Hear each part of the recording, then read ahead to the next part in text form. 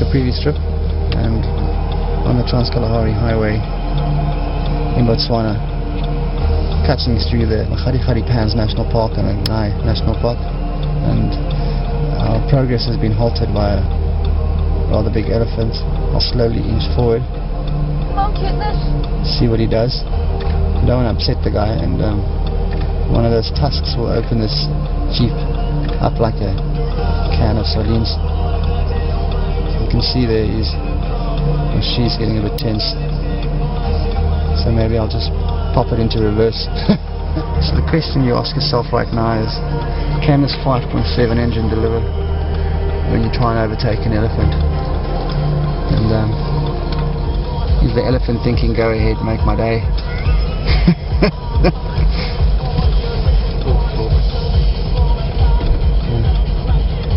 I wonder what this thing is like in reverse. So here we are on the ferry, right at the top of the panhandle of the Okavango Delta. You can see some other 4x4s and our trusty Jeep also on the ferry as we head for the western bank and make our way north towards the Caprivi Strip, where our adventure will continue. Jeep's handling well. It's weird to see the water splashing up through the front here, through the grove.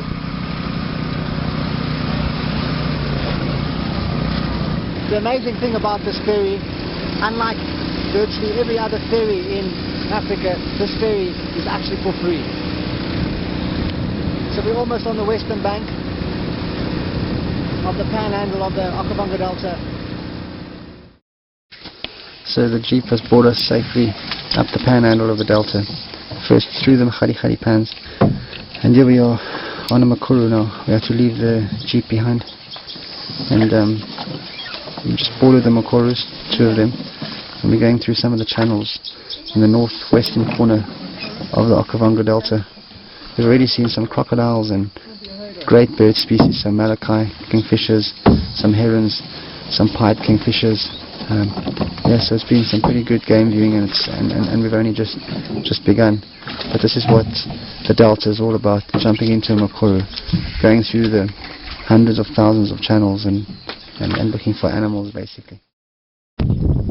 So here we are in the Mahungu National Park, which lies in the western side of the Caprivi Strip, and this is supposed to be one of the biggest baobab trees out in Namibia. And we've seen a few baobab trees in our travels, and this is probably right up there with of the biggest of them.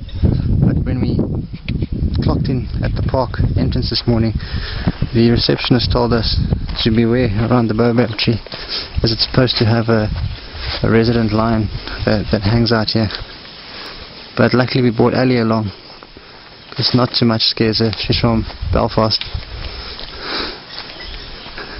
So Ali, any sign of that resident lion? No, there's no lion tracks that I can see. There's a little bit of damp soil here and there, and there's plenty of hoof marks of other game, but no lion in recent days. So here we are on the Okavango River. Normally in the dry season, there's a lot of tiger fish to be caught here. And then the waters are coming down from Angola, and the river's quite full, so the fish are a lot more elusive. But it's still great to be out here on the water at sunset. And as it is rainy season, there's a lot of rain about last night. It rained for most of the evening when we slept in our tree houses. So I don't think we're going to have much of a sunset, but still spectacular skies. We've got an Irish fisher person in our midst. You can see a rather unique casting style. She's probably the most experienced fisher person out of all of us here. She used to have a license for fishing in Northern Ireland. And she owned her own rods, I think. I don't even have any rods, under rods or fishing rods. Our guide Boniface here, he didn't even bring his rod with, because he knows we're not going to catch anything.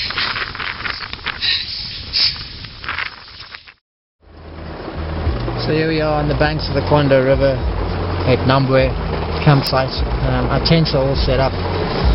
but they're taking a bit of a pounding in the rain, and it's the rainy season, so this is the kind of weather you can expect to have in the Caprivi Strip. I've just come back from a game drive. Now we wanted to make dinner, but we're not going to be making much dinner in this weather. Gareth's tent is still there. My tent almost went up into the river just now, so I had to go and catch it and save it.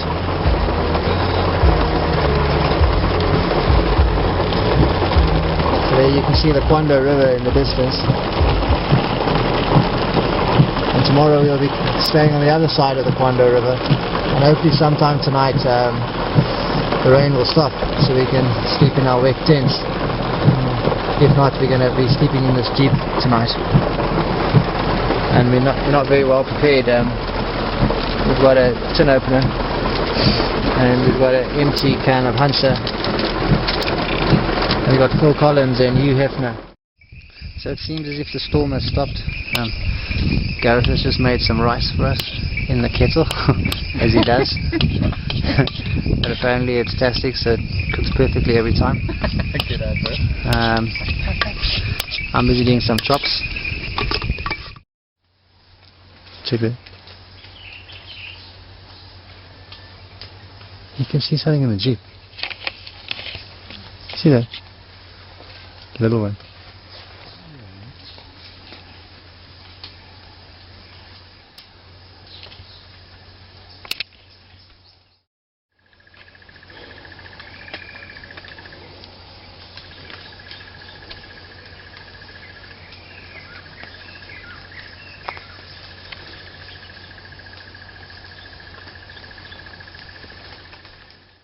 It's been a arduous trek across the Caprivi Strip, starting in the western part in Mahangu National Park, staying at Ngepi for 2 nights, making our way across and visiting the other 3 parks of the Caprivi Strip. Now we are near Katima Malilu, where we hired a little houseboat and made our way down the Zambezi River to spend our last night of our Caprivi adventure with our good friend Daniel, who's in charge of the houseboat.